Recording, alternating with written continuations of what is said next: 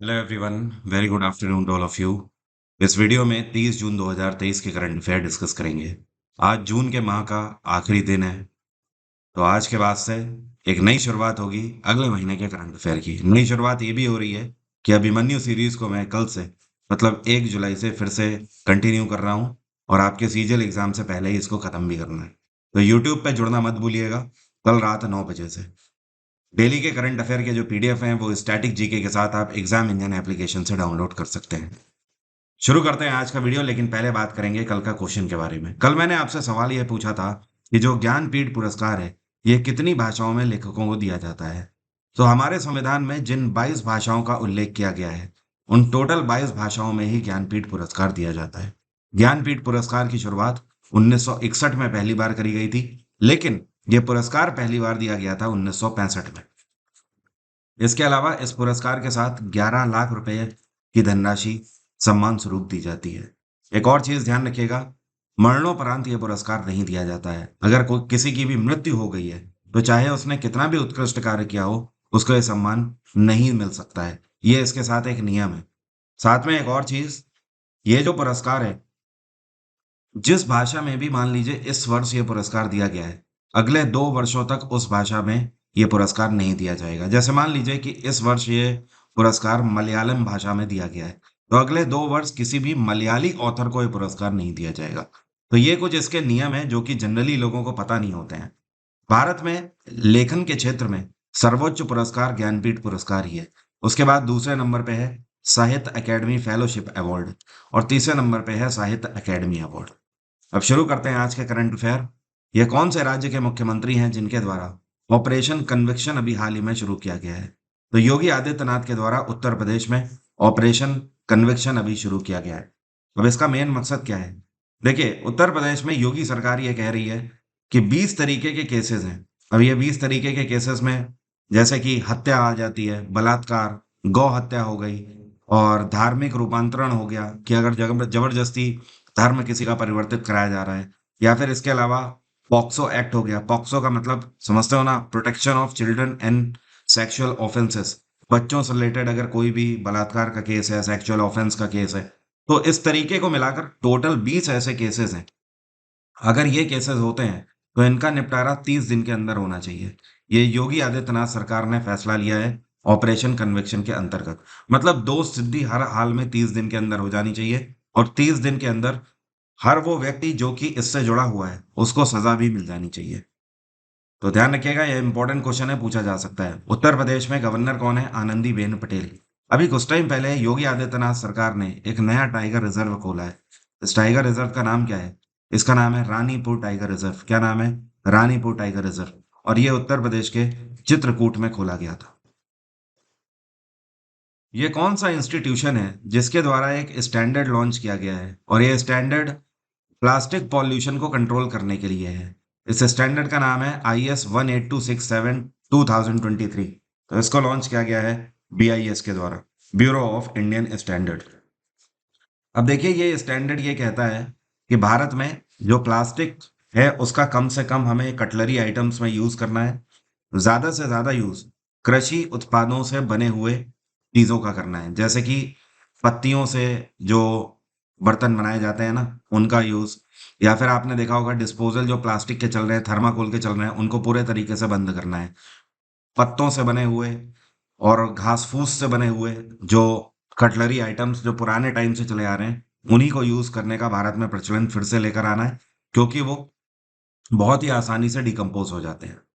बाकी BIS की बात करें तो इसकी स्थापना 1986 में करी गई थी। इसका हेडक्वार्टर है ओल्ड दिल्ली और इसके डायरेक्टर जनरल हैं PK तिवारी, प्रमोद कुमार तिवारी। ये जो आपको पिक्चर में दिखाई दे रहा है रोबोट, ठीक है, इस रोबोट का नाम है विक्टर 6000। और अभी हाल ही में मैंने एक वीडियो भी बनाया था, उस वीडियो में आपको बताया था ना, जो टाइटन सबमर्सिबल थी, जो कि अटलांटिक ओशियन में नीचे जहां पर टाइटैनिक जहाज डूबा था, वहां पर अभी कुछ टाइम पहले एक सबमर्सिबल जिसका नाम टाइटन था, जो कि डूब गई और उसमें 3 गेस्ट और बाकी और 2 लोगों की, टोटल 5 लोगों की मृत्यु हो गई है। जो 3 गेस्ट थे, तीनों अरबपति थे, जिसका टिकट 2 करोड़ रुपए का था। तो इन सब की मृत्यु हो गई है। तो उसको रेस्क्यू करने के लिए विक्टर 6000 नाम का ये रोबोट अभी हाल ही में लॉन्च किया गया। ये रोबोट कौन से देश के का रोबोट है? ये है फ्रांस का। ठीक है। और फ्रेंच नेवी इस रोबोट का यूज करती है। इस रोबोट की कैपेसिटी 20,000 फीट तक डाइव करने की थी, लेकिन इसको जहां तक जाना था वो 12,000 फीट की ही डेप्थ थी। और इसने उसको रेस्क्यू किया है, तब जाकर सारी चीजें एकदम क्लियर हो पाई हैं। बाकी अगर इसकी बात करें इस ऑपरेशन की, तो इस ऑपरेशन में बहुत ज़्यादा कुछ वैसे भी बचा नहीं था। अब कयास लगाए जा रहे हैं कि क्या हुआ होगा, या फिर ऐसे हुआ होगा वैसे हुआ होगा। अल्टीमेटली बस इतना जान लीजिए कि ये जो सबमरीन थी, सबमर्सिबल थी टाइटन, इसमें 96 घंटे की ऑक्सीजन थी। मतलब 4 दिन की ऑक्सीजन थी। और ये 18 जून को निकली थी। तो 22 जून तक ही केवल वो लोग जीवित रह सकते थे। ऑब्वियसली उसके बाद ऑक्सीजन खत्म हो जाएगी, तो अपने आप ही उनकी मौत हो जाएगी। तो इस वजह से और ज़्यादा इसमें केस स्टडी में कुछ है नहीं। जितने भी कायास लगाए जा रहे थे वो सब मैंने आपको वीडियो में बता दिए थे ऑलरेडी। बाकी फ्रांस में इस टाइम पे राष्ट्रपति हैं इमैनुअल मैक्रोन। और जो इसका कनेक्शन टूट गया था, टाइटन को ले जाने वाला जो वेसल था, उसका नाम था पोलर प्रिंस। क्या नाम था? Polar Prince. तो पोलर प्रिंस से इसका कनेक्शन 1 घंटे 45 मिनट के बाद ही डिस्कनेक्ट हो गया था। और उसके बाद किसी को कुछ नहीं पता क्या हुआ। में एक चिल्ड्रन हेल्पलाइन नंबर है 1098। इसको कौन से नंबर के साथ मर्ज कर दिया गया है? तो अब इस हेल्पलाइन नंबर को 112 के साथ मर्ज कर दिया गया है। मतलब किसी भी बच्चे की मदद करने के लिए पहले आपको 1098 मिलाना होता था। तो अब 1098 मिलाने की जरूरत नहीं है। 112 के अंदर ही और भी कई सारी हेल्पलाइन दी हुई हैं, उन्हीं के साथ 1098 को भी मर्ज कर दिया गया है। ये कुछ इस तरीके से है जैसे कि आप 112 मिलाते हैं, तो 112 में ही आपको कई सारे ऑप्शन मिल जाएंगे कि आपको ये मदद चाहिए तो एक दबाइए, ये मदद चाहिए तो 2 नंबर दबाइए, ये मदद चाहिए तो 3, ये मदद चाहिए तो 4, ऐसे करके। तो उसी में 1098 को मर्ज कर दिया गया। जो आपको पिक्चर में दिख रही हैं, इनका नाम क्या है? दरअसल इनको United Nations office for outer space affairs के डायरेक्टर के रूप में अपॉइंट किया गया है।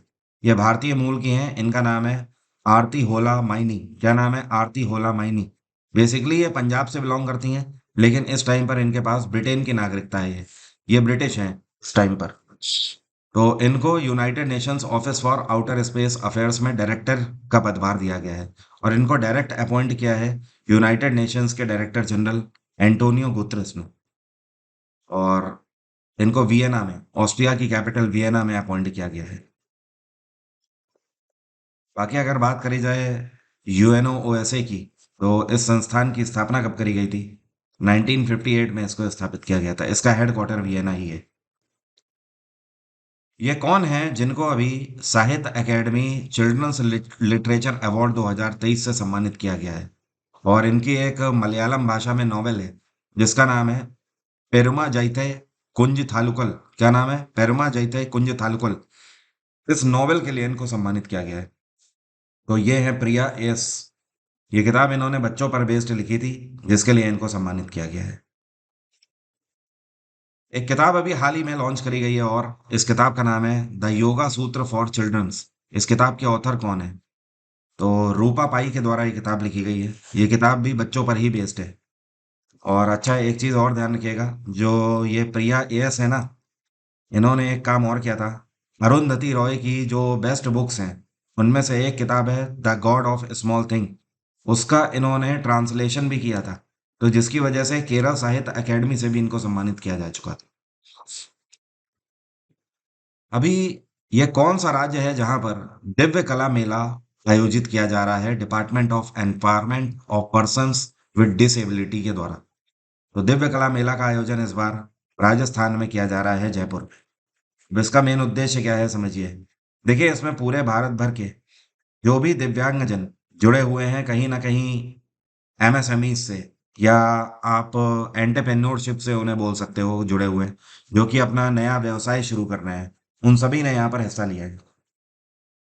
और टोटल अगर देखा जाए तो 100 से ज़्यादा दिव्यांगजन एंटरप्रेन्योर्स ने यहाँ पर मौका अपॉर्चुनेट किया है। साथ में ये जो 100 एंटरप्रेन्योर्स हैं, ये भारत के 20 राज्यों और यूटी से हैं।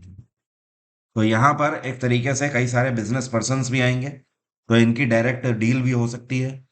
और ये अपने आप में इनके लिए एक बहुत अच्छा मौका है कि ये अपने द्वारा बनाए जा रहे जो प्रोडक्ट्स हैं उनको प्रमोट कर सकें। अभी हर साल लॉन्च करी जाती है क्यूएस वर्ल्ड यूनिवर्सिटी रैंकिंग। तो इस साल भी लॉन्च करी गई है 2024 की। तो इस बार क्यूएस वर्ल्ड यूनिवर्सिटी रैंकिंग में भारत का ये कौन सा इंस्टीट्यूशन है जिसने टॉप किया है? तो भारत में आईआईटी बॉम्बे रहा नंबर 1 पे। अब अगर बात करें दूसरे नंबर पे कौन सा रहा है, तो सेकंड नंबर पे रहा है आईआईटी दिल्ली। तीसरे नंबर पे आईआईएससी बैंगलोर रहा है, Indian institute of science Bangalore, ये थर्ड नंबर पे। चौथे नंबर पे आईआईटी खड़गपुर रहा है और पांचवें नंबर पे आईआईटी कानपुर रहा है। ये टॉप 5 भारत में है। लेकिन अगर दुनिया में बात करें ओवरसीज रैंकिंग, आईआईटी बॉम्बे की 149th है। मतलब आप ये समझ लो कि टॉप 100 में हम लोग इस बार भी नहीं है। हाँ, टॉप 150 में हम लोग इस बार आ गए हैं, क्योंकि पिछले साल आईआईएससी बैंगलोर ने टॉप किया था और आईआईएससी बैंगलोर जो है वो 155वीं रैंक पर था। तो पिछले साल हम लोग 150 में नहीं थे, इस बार टॉप 150 में हम लोग आ गए हैं। और पूरे वर्ल्ड में अगर बात करें तो नंबर 1 पे एमआईटी रहा है, अमेरिका का, यूएस का एमआईटी। दूसरे नंबर पे कैम्ब्रिज यूनिवर्सिटी रही है, ब्रिटेन की। और तीसरे नंबर पे ऑक्सफोर्ड यूनिवर्सिटी रही है, ब्रिटेन की। हिंदुस्तान यूनिलीवर लिमिटेड के नए मैनेजिंग डायरेक्टर और चीफ एग्जीक्यूटिव ऑफिसर के रूप में किसको अपॉइंट किया गया है? तो रोहित जावा इसका पदभार संभालेंगे। और रोहित जावा ने जिनकी जगह ली है ये है संजीव मेहता। तो संजीव मेहता रिटायर हो गए हैं, इनकी जगह रोहित जावा अब आ गए हैं।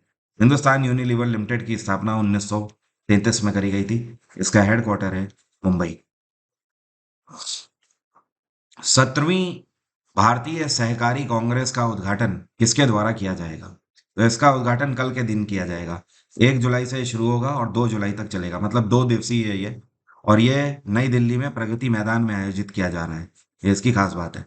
इसका उद्घाटन प्रधानमंत्री नरेंद्र मोदी के द्वारा किया जाएगा और इस पूरे महासम्मेलन का संचालन अमित शाह के द्वारा किया जाएगा, जो कि होम अफेयर्स मिनिस्टर है।